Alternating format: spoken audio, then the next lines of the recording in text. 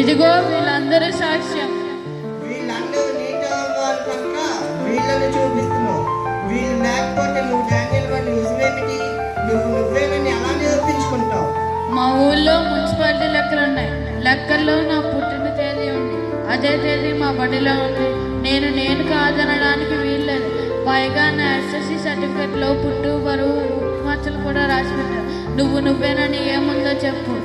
నేనే నిరూపించుకోవడానికి పుట్టిన తేదీ కావాలంట, పుట్టు మచ్చలు కావాలంట, రుజువులు కావాలంట. ఏ చోద్యం ఇది? విష్ణు శర్మ గారు, వాళ్ళు అడుగుతున్న దానికి మీ సమాధానం? మహేంద్ర, నేను పుట్టిన తేదీ నాకు తెలియదు. నేను ఏ బడిలోనూ చదువుకోలేదు. నా పుట్టు మచ్చలు ఏ పత్రాల్లోనూ రాయబడలేదు. నువ్వు భూమి మీదకి పొమ్మంటే ఆ పుట్టు మచ్చలు ఇవి రాయించుకుని వస్తాను. చెన్నై సూరు విచ్చేశారు ప్రభు.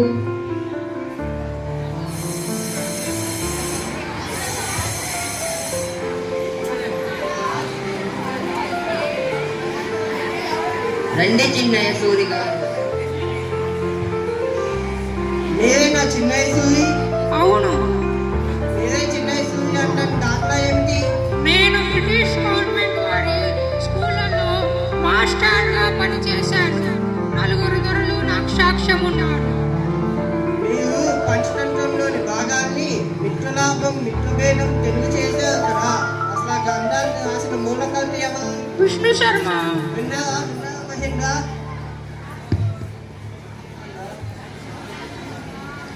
నో, మేము ఒప్పుకోవటం లేదు. వీరేశలింగం పంతులు గారు స్వయంగా వచ్చి ఈయన విశ్లేషణను ఒప్పుకుంటే మేము ఒప్పుకుంటాం. సెలవు మహేంద్ర. వీరేశలింగం పంతులు గారు వచ్చి ఈయనే విష్ణు శర్మ అంటే మీరు చదువనుకుంటారా? ఆయన వచ్చి చెబితే కదా. వీరేశలింగం పంతులు గారు విచ్చేశారు ప్రభు.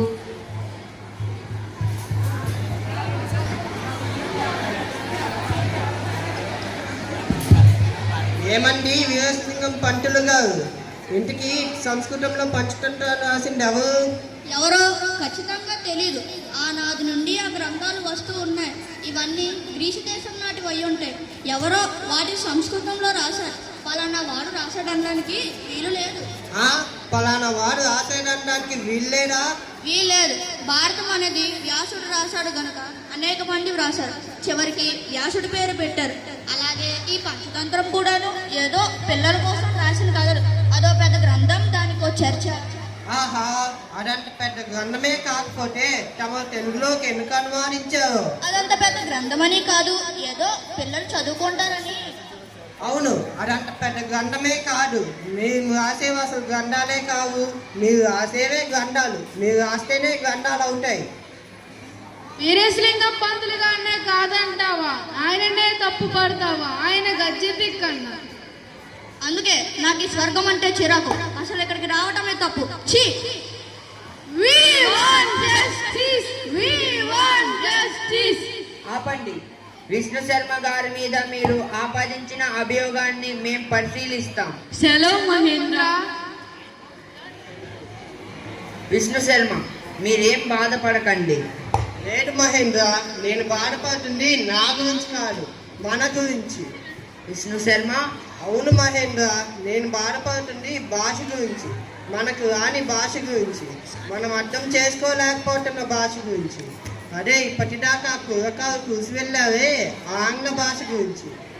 అవును విష్ణు శర్మ, స్వర్గలోక పాలన సవ్యంగా సాగాలంటే రాను రాను ఆంగ్ల భాష అవగాహన అత్యంత ఆవశ్యకం అనిపిస్తోంది.